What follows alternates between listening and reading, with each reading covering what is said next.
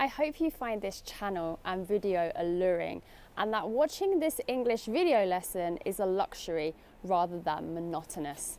Hello, I'm Carly from Learn English with Carly and welcome to this week's English video lesson.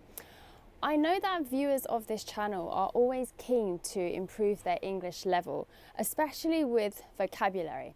So today we're going to study 20 C1 level English words to ensure I help you with that task of enhancing and boosting your everyday English skills. I will provide you with the meanings of the 20 C1 level words and show you how we use them in real life, everyday English sentences in a variety of tenses. So from a snowy North Vancouver here in Canada, please feel free to practice these words with me by writing to me in the comments box.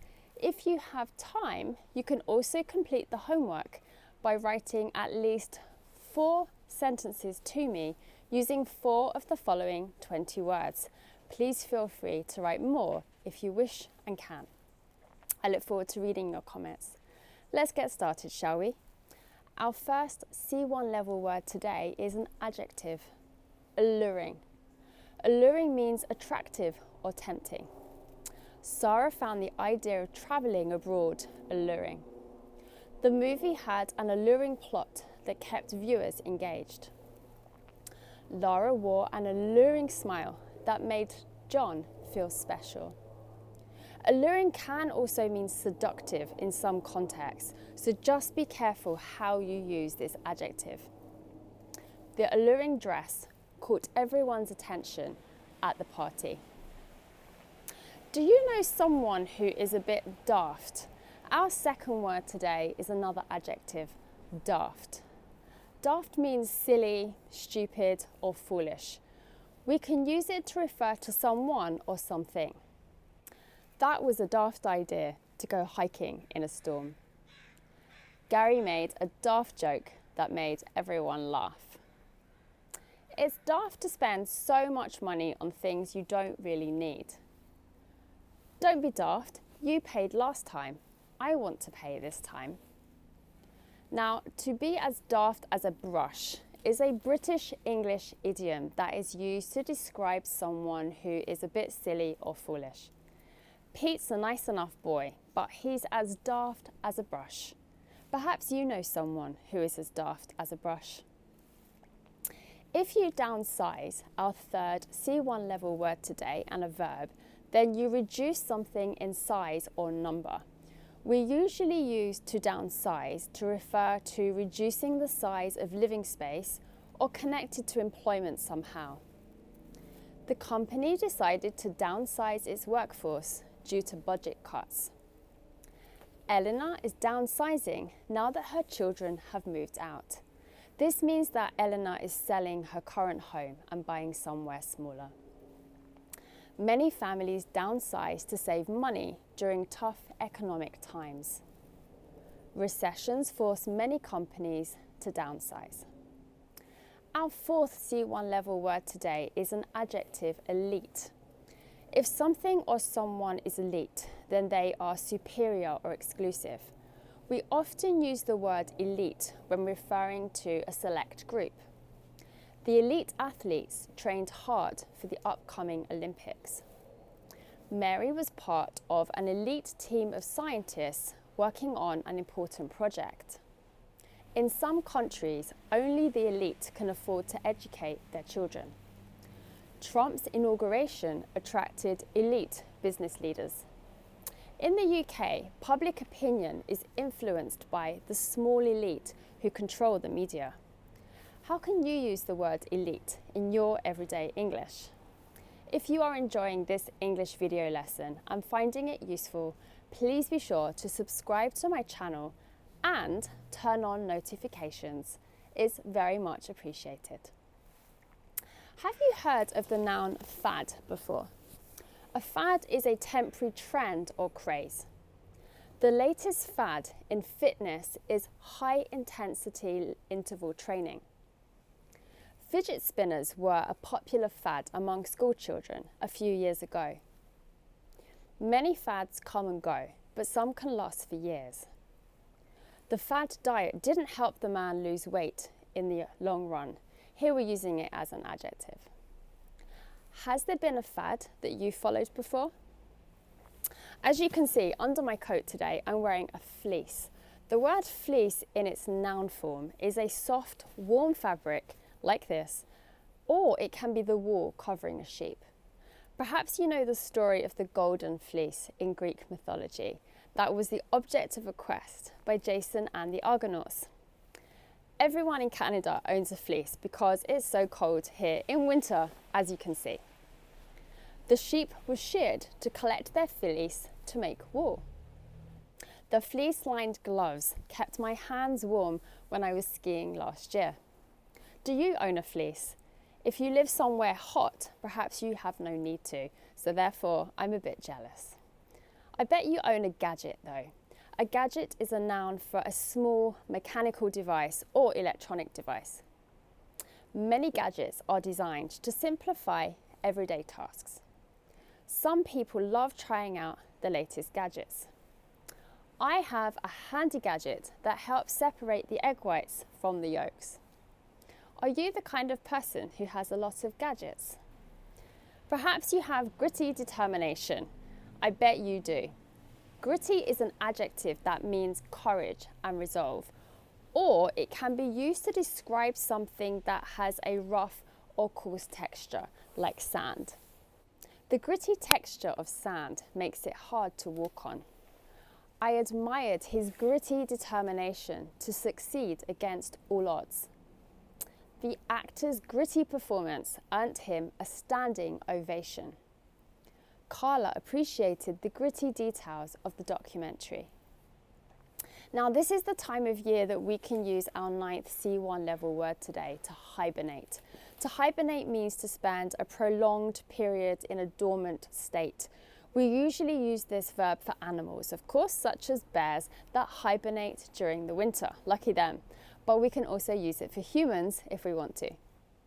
Bears hibernate during the cold winter months. I sometimes wish I could hibernate during the winter season. The pupils learnt about how some species hibernate in a biology lesson.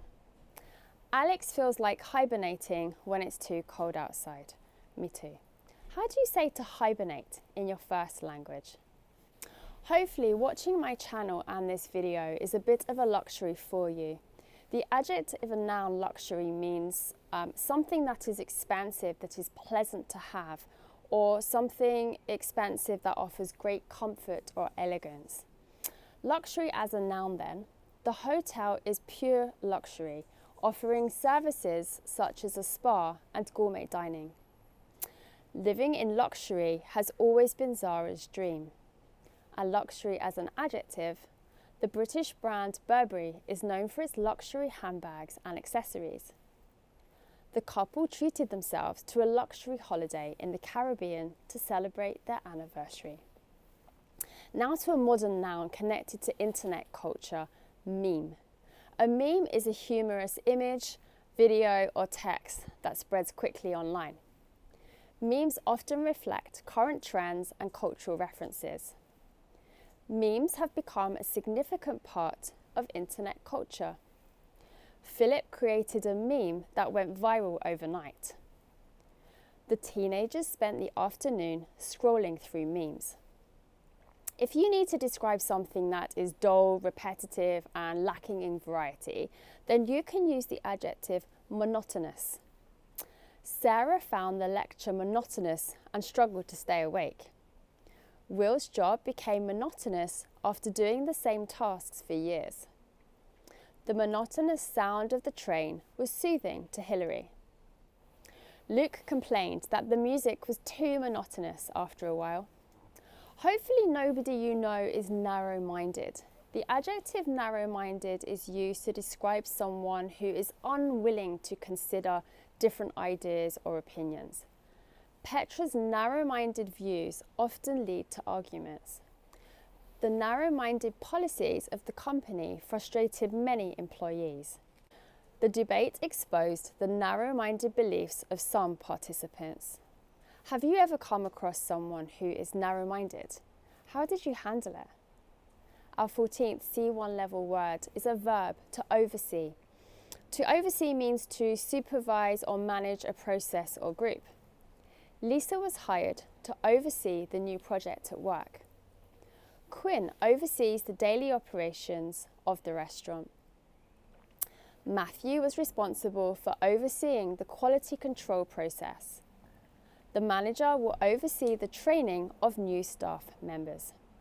Hopefully this video is reassuring you that your knowledge of C1 level vocabulary is outstanding.